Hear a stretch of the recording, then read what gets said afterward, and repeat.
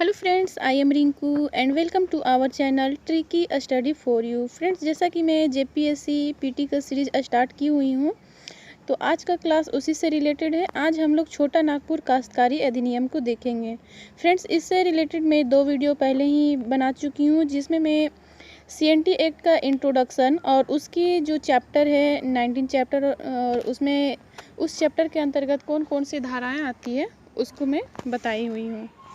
तो जिसमें कि हम लोग देखे थे कि छोटा नागपुर काश्तकारी अधिनियम का प्रारूप 1903 ईस्वी में तैयार हो जाता है और 11 नवंबर 1908 ईस्वी को इसे संपूर्ण छोटा नागपुर में लागू कर दिया जाता है और इसका ब्लूप्रिंट जॉन एच हॉफमैन के द्वारा तैयार किया जाता है और इसमें कुल 19 अध्याय और 271 धाराएं होती है। साथ ही साथ 2 अनुसूचियां भी इसमें इंक्लूडेड है। आज हम लोग डिटेल से देखते हैं। सबसे पहले देखते हैं हम लोग अध्याय 1।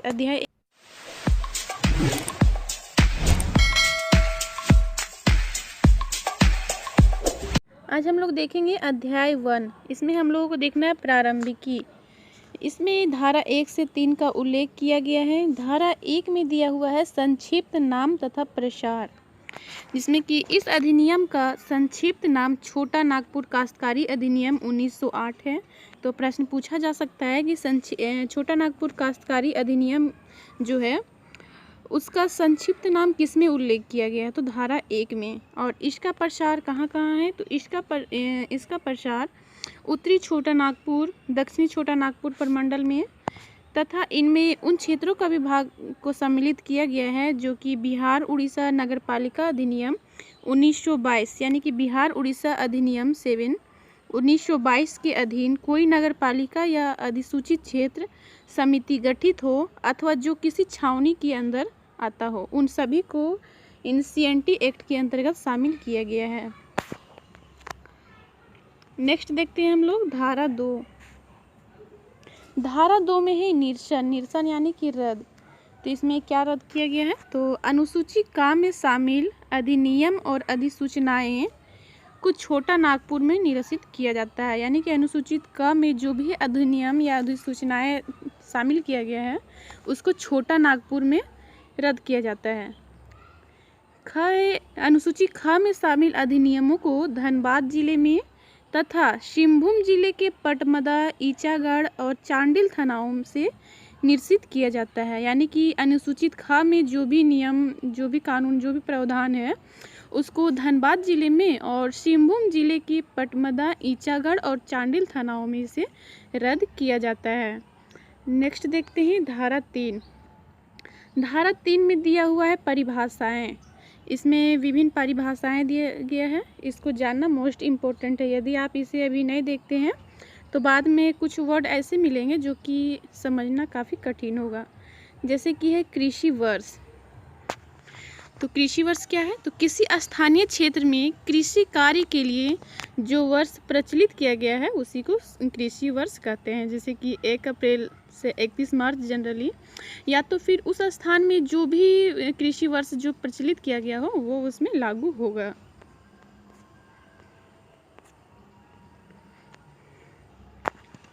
लेकिन यदि भूस्वामी राज्य सरकार हो तो कृषि वर्ष 1 अप्रैल से 31 मार्च तक होगा। सेकेंड है भूकुतबंद बंधक।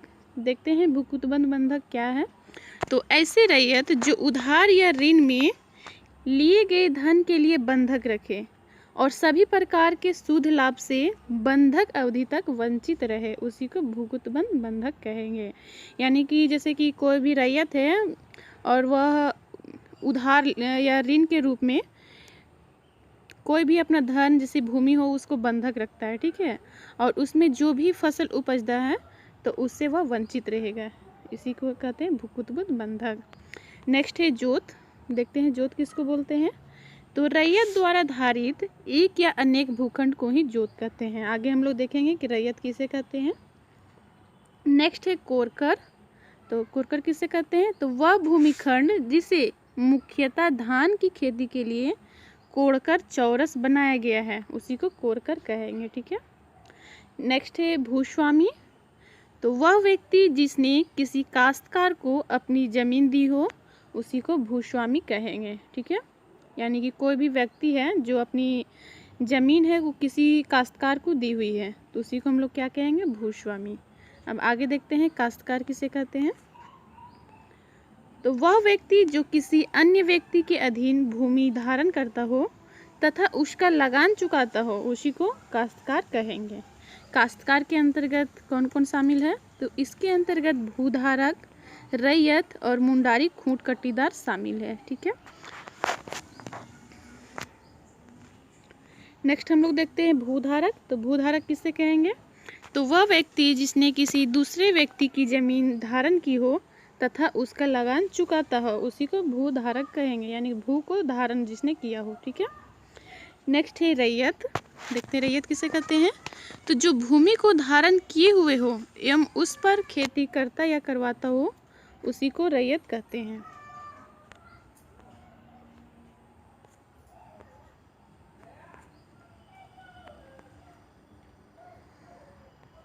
नेक्स्ट है मुंडारी खूंट कट्टीदार।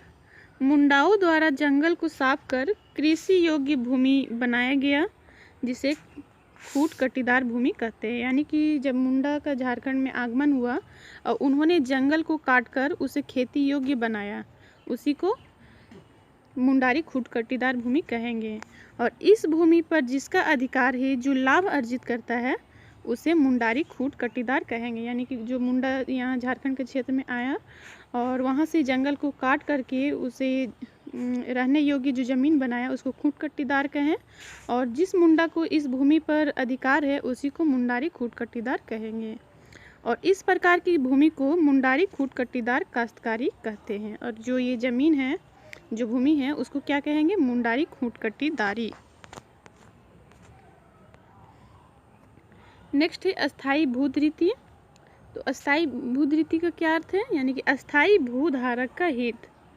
नेक्स्ट है अस्थावर शर्त। तो लगान के अलावे अन्य जो भी शर्तें हैं उसी को अस्थावर शर्त कहते हैं। नेक्स्ट है विहित। विहित क्या है, राज्य सरकार द्वारा नियम को लागू करना, यानी कि राज्य सरकार द्वारा जो भी नियम, जो भी कानून लागू किया गया है उसी को विहित कहेंगे। नेक्स्ट है रजिस्ट्रीकृत। दस्तावेजों का जब पंजीयन कराया जाता है तो उसी को रजिस्ट्रीकृत कहते हैं। नेक्स्ट है भूधृति। देखते हैं भूधृति किसे कहते हैं, तो भूधारक का हित लेकिन मुंडारी खूंट कट्टी काश्तकारी नहीं।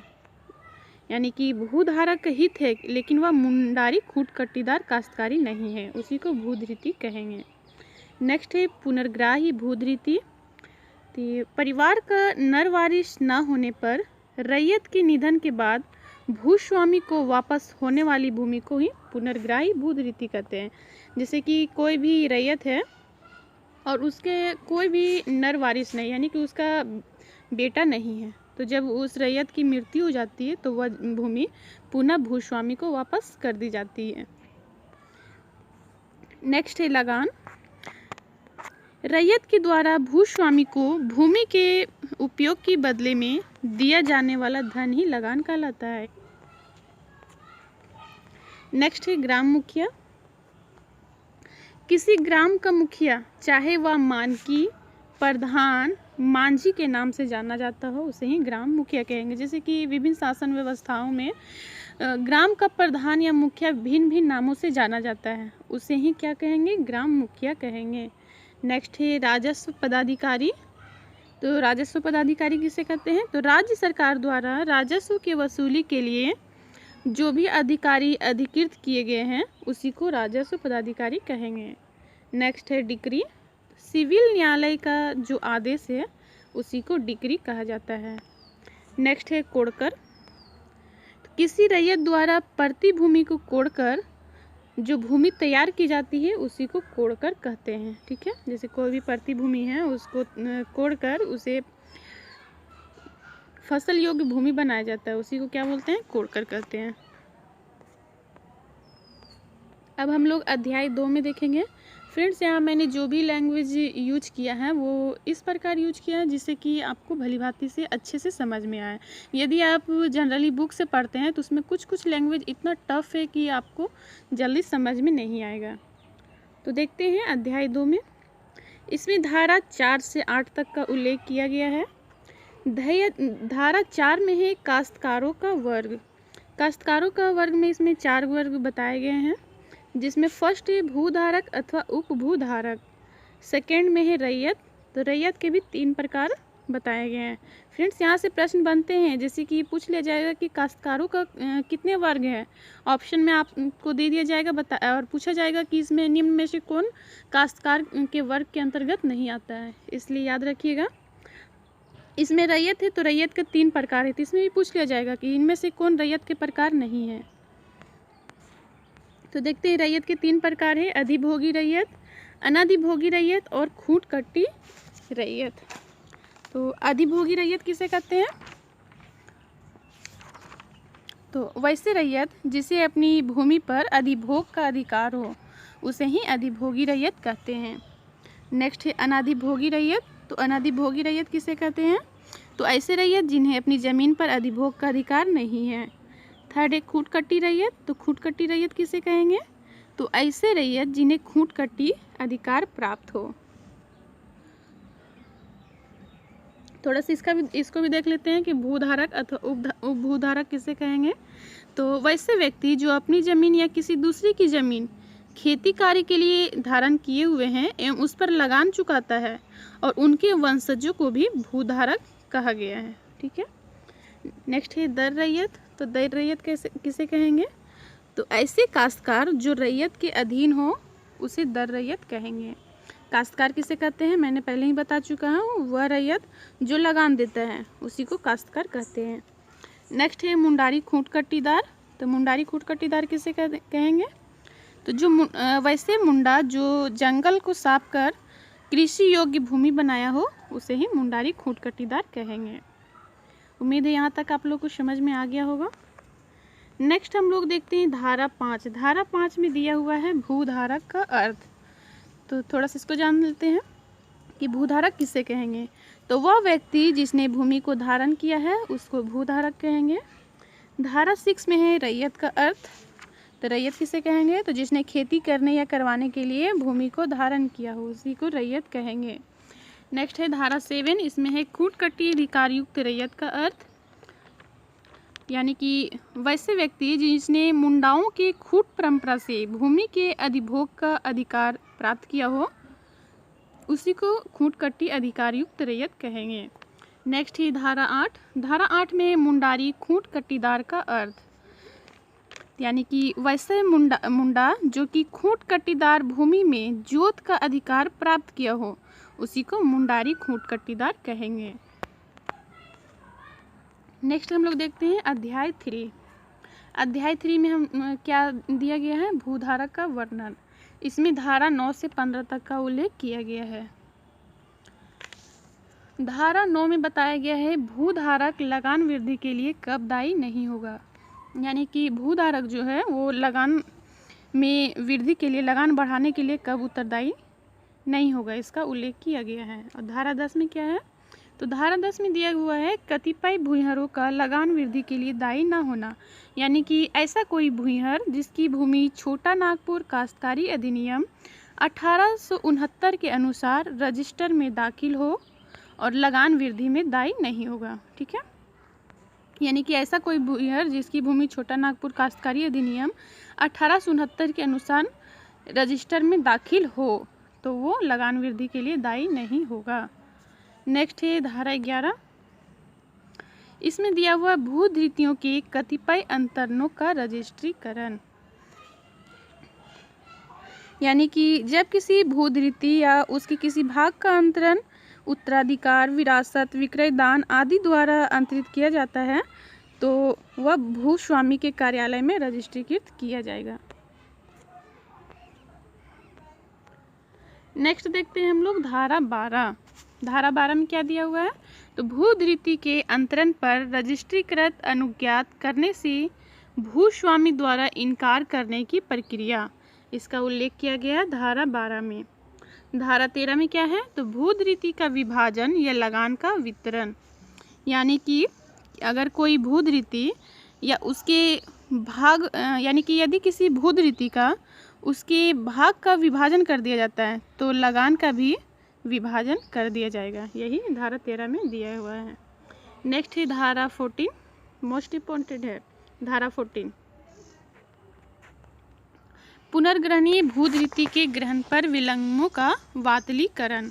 वातलीकरण मीन्स क्या होता है? खारिज करना। यानी कि पुनर्ग्रहणीय भूधृति किसे कहते हैं? जिसका नर वारिश नहीं होने पर भूमि जो है भूस्वामी को पुनः वापस कर दी जाती है। तो इसी के बारे में बताया गया है कि यह निम्न परिस्थितियों में यदि किसी छावनी के लिए सरकार भूमि अधिग्रहण करे तो भूमि वापस हो सकती है। किसी पवित्र बाग बगीचे के लिए, कोई भी मुंडारी काश्तकारी भूमि के लिए, सरकार के कार्यालय हेतु भूमि के लिए। ठीक है। नेक्स्ट है धारा 15। इसमें बताया गया धारा 11 से किसी जमीन की रजिस्ट्री होने पर भी भूस्वामी पुनः ग्रहणीय जमीन को वापस ले सकेगा। ये सब धारा 15 में उल्लेख किया गया है। नेक्स्ट हम लोग अध्याय 4 को देखते हैं। अध्याय 4 में है अधिभोगी रैयत। अधिभोगी रैयत किसे कहेंगे? वैसे रैयत जिसे अपनी भूमि पर अधिभोग का अधिकार प्राप्त हो। और इसका उल्लेख कहाँ से कहाँ तक किया गया है? तो इसका उल्लेख धारा 16 से लेकर 36 तक किया गया है। अब देखते हैं हम लोग धारा 16।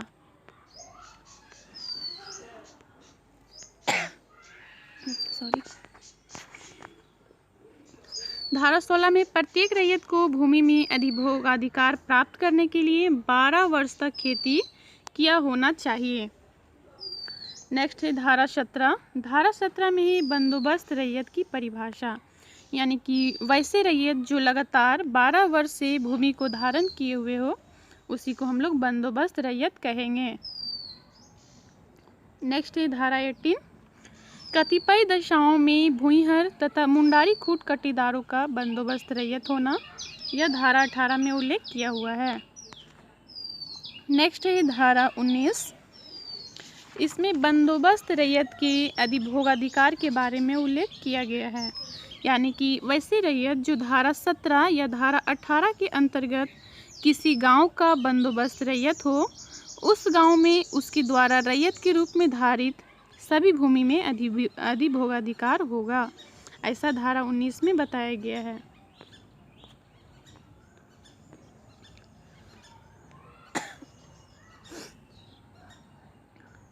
नेक्स्ट है धारा 20। धारा 20 में बोला गया है यदि कोई अधिभोग जमीन है और उसका भूस्वामी द्वारा अंतरण किया जा रहा है तो उस भूमि पर अधिभोग करने के अधिकार में कोई परिवर्तन नहीं आएगा। ऐसा किसमें बोला गया है? तो धारा 20 में। नेक्स्ट है धारा 21। इसमें बोला गया है भूमि के उपयोग के संबंध में अधिभोगी रैयत का अधिकार। यानी कि कोई रैयत अपनी काश्तकारी भूमि को स्थानीय रीति से काश्तकारी के लिए उपयोग में ला सकता है, जैसे कि कृषि कार्य, ईंट और खपड़ों का निर्माण के लिए, पानी पीने के लिए, घरेलू कृषि या मत्स्य पालन के लिए, बांध या आरओ के निर्माण के लिए, कुटीर उद्योग एवं भवन निर्माण के लिए वह कर सकता है। नेक्स्ट है धारा 22। भूमि का उपयोग धारा 21 व 21 का के अंतर्गत ना होने पर उसे बेदखल कर दिया जाएगा। इसमें ऐसा किसमें उल्लेख है? तो धारा 22 में। बेदखली का अधिकार किसमें है? तो धारा 22 में। नेक्स्ट है धारा 23। इसमें बोला गया है यदि कोई अधिभोगाधिकार रैयत की मृत्यु बिना वसीयत की हो जाए तो उत्तराधिकारी को अधिभोगाधिकार उस रीति से प्राप्त होगी जैसा कि अन्य संपत्ति। नेक्स्ट है धारा 24 से 36। इसमें लगान के निर्धारण के बारे में बताया गया है। यानी कि लगान में वृद्धि या कमी का अधिकार किसको होगा? तो डीसी को, यानी कि उपायुक्त को।